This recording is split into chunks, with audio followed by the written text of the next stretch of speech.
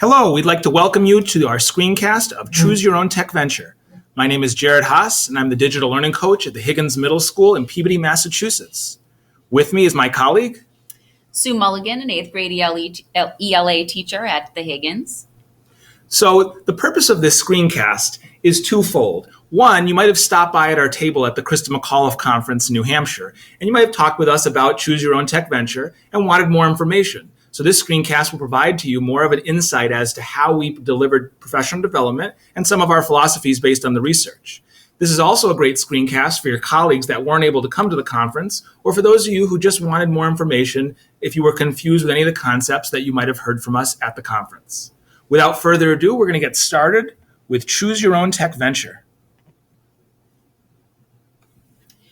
In my experience with traditional PD, it sometimes presents things that I've already learned. It's geared towards new teachers, it's irrelevant, or it's something that could be presented in another format. And when teachers aren't engaged, there is not much collaboration. Teachers may dismiss it.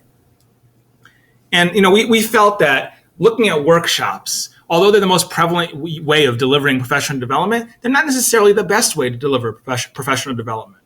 And especially when you're putting teachers into a room for an extended period of time without really giving them the ability to vary how they learn, to experience what they learn, doesn't seem to really be supporting good professional development models. If we only do single workshops, we won't hit all learners. There's no continuity which needs to happen for teachers to learn a new skill.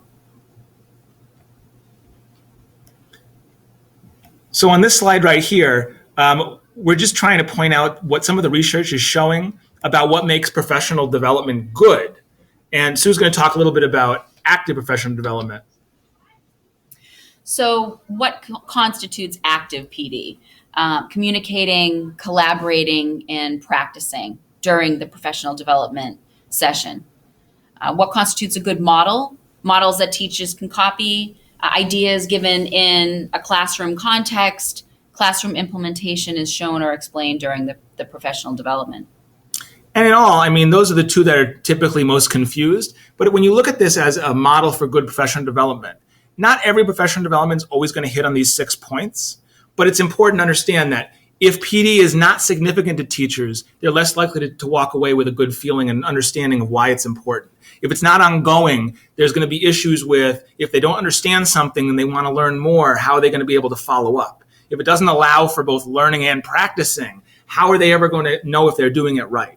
So when you're thinking of these 6 strategies, you should keep in mind that we always try to incorporate them, but it's not a perfect science. You're not always going to be able to get all 6.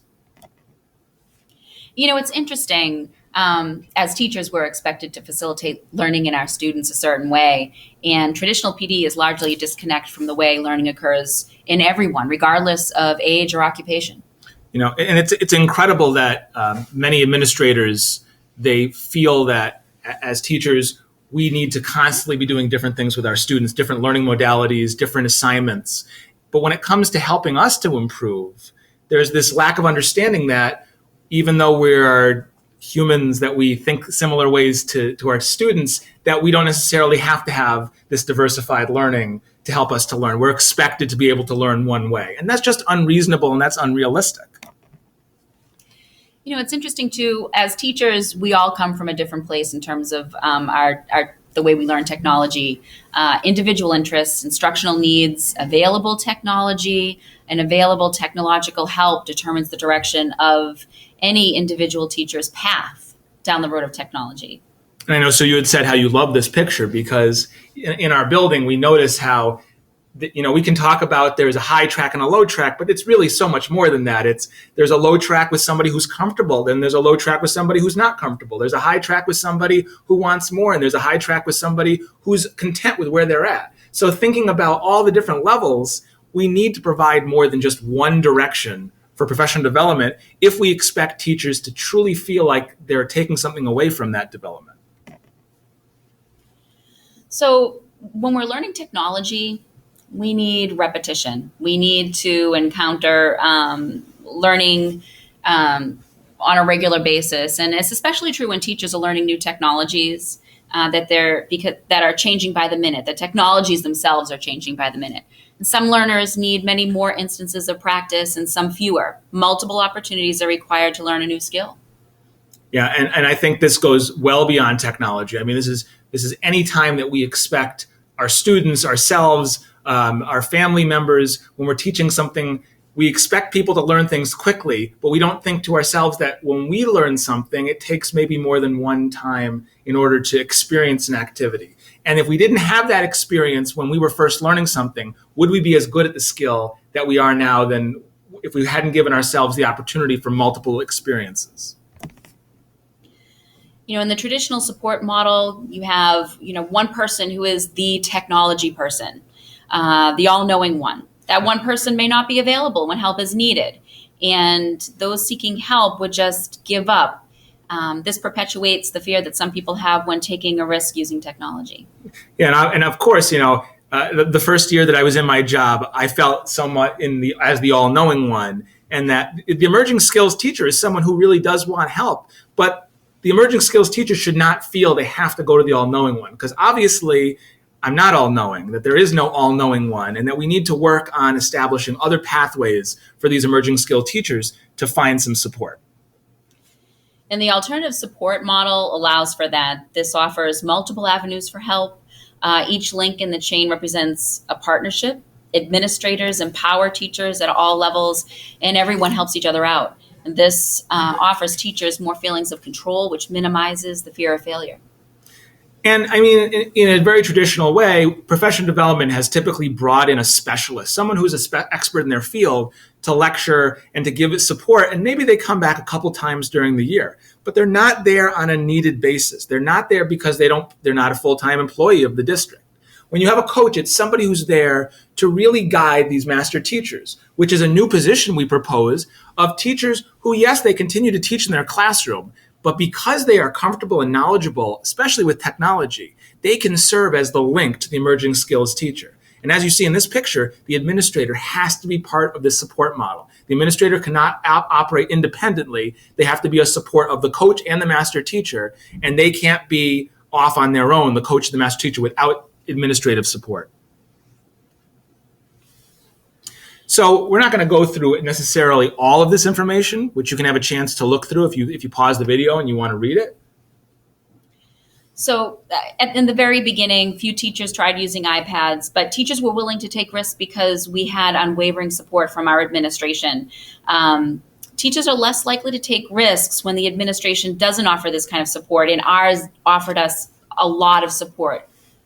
And just beyond that, we had leadership that believed that given the chance to play and the chance to collaborate, we might be able to teach ourselves some things. And that's very empowering to teachers when you're told you don't necessarily need a specialist to come in to teach you.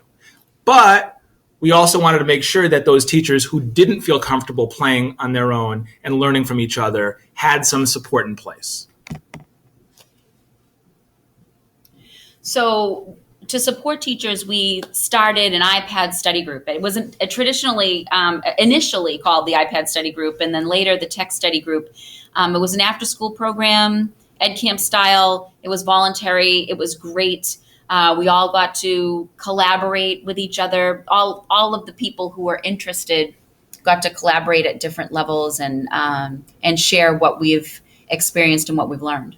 So in our model, we call this step one. And the reason it's step one is because you're not necessarily going to, in your program, be able to hire a coach and create master teachers immediately. And you do have to start at some point where you say, anyone interested in learning something about technology, let's meet after school and talk about it. And this is where these master teachers at our school came from.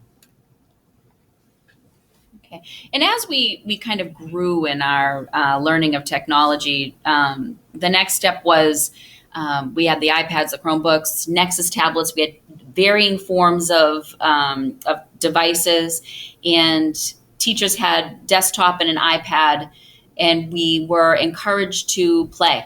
We were encouraged to collaborate and play, and that was very, very important at that step.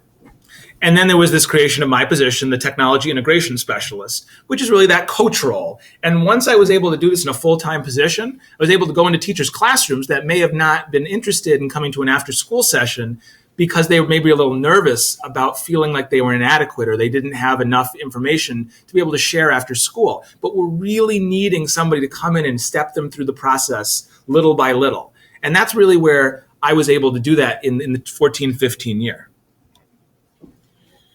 And what was great was that we instituted different levels of support. So there was the collaborative PD block, which was consistent, frequent. People could come together in grade level meetings and collaborate, ask each other questions and share. It was fluid and flexible, and it was very informal. And this was, in our plan, we call it step 3, because we feel like after you do this iPad study group or this tech study group where you get people together, you form your master teachers, you create what we're going to talk about next, this Choose-Your-Own-Techventure style conference, collaborative PD becomes sort of self-supporting, because now the teachers are comfortable and you give them that venue in order to break down by level, by content area, by comfort level. Now you have teachers who will work together and try to use tools such as just Google searching information in order to figure out what's the best way to do things in their classroom, but also have a coach there to support them if necessary.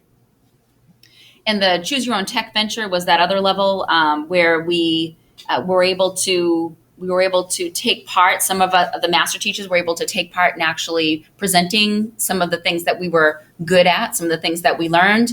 And everyone was able to choose from a wide variety of technology workshops during that one PD session. So in summation for our 3 steps, it starts off with looking for people who are interested and giving them an avenue in which to talk. Step 2, putting together those master teachers who have now spent time working and letting them present sessions on things that they're good at. And then 3, collaboration, being able to now give all the teachers a venue based on how they feel, based on their comfort level, a space for them to collaborate. So what do we do to support teachers? One of the most important things that we did was we asked for teachers' opinions for improvement, how we could improve it.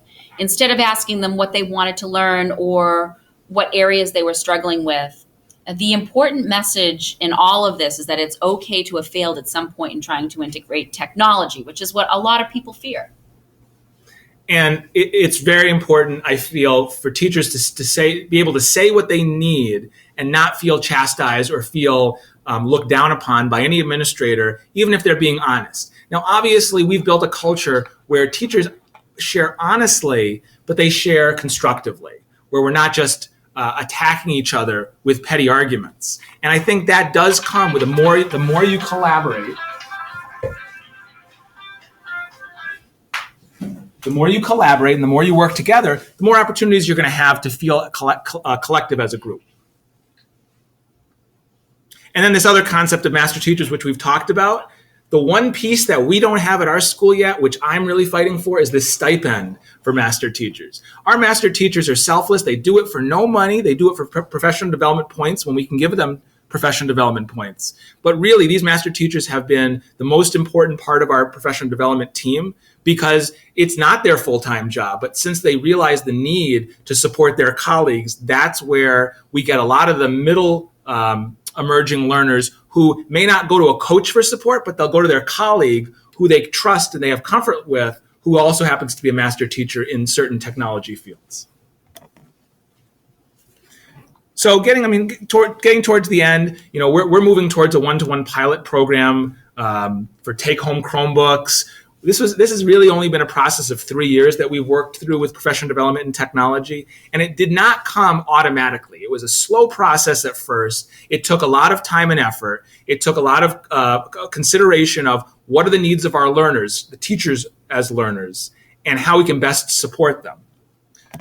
So to finish off, what are your final thoughts, So?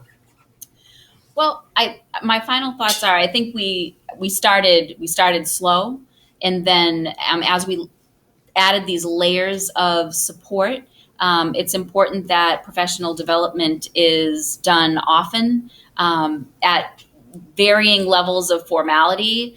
It's consistent from year to year, and that we listen to the teachers in terms of the kinds of information and feedback they can give us for professional development according to their needs.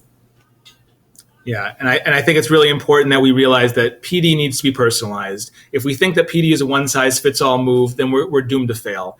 It needs to be available in all different formats, as Sue said, and the active part I can't emphasize is most important. If you don't give teachers a chance to be involved in the learning process, it's just like our students. What's going to happen? We're going to fail.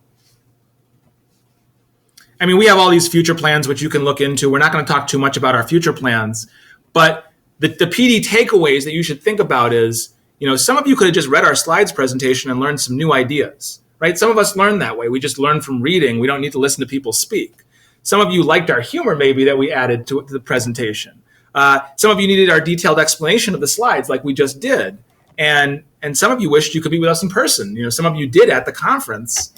And some of you already do everything we talked about. You didn't really gain anything from listening to this. But we acknowledge that, the fact that there needs to be varied levels of understanding and professional development and varied levels of acceptance that not everybody learns in the exact same way. There's some available resources and research sites, which you can't get off the video here, but if you go to the full PowerPoint presentation, which we've also given you as a link, you can go to that slide and get these pieces of information that we talked about in this presentation. Okay, and to wrap up, what was this good professional development? Was it significant, ongoing, allowing for both learning a new strategy and practicing, providing sufficient support during the process, active, involving good models? Those are all questions to ask when you're providing professional development. And in terms of this professional development, as watching the video, I'm sure some of you are sitting there going, ongoing? How can this be ongoing if it's just a video? Well, you see our information's at the bottom of the screen, contact information, Twitter, LinkedIn, and our email. And we would love to answer any of your questions or give any support that we can to bring this type of professional development to your school. And we're not selling you anything. We're just really trying to push the message that professional development can be supportive. It can be a new model for learning. It can be done in a way where teachers actually are excited and empowered by the idea of collaboration and working together. So we thank you for listening to our presentation. And if you have any questions, please feel free to email us.